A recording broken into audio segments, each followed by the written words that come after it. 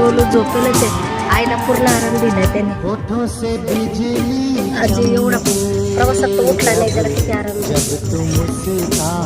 रात्री सांगणार आणि पप्पांना दाखवणार.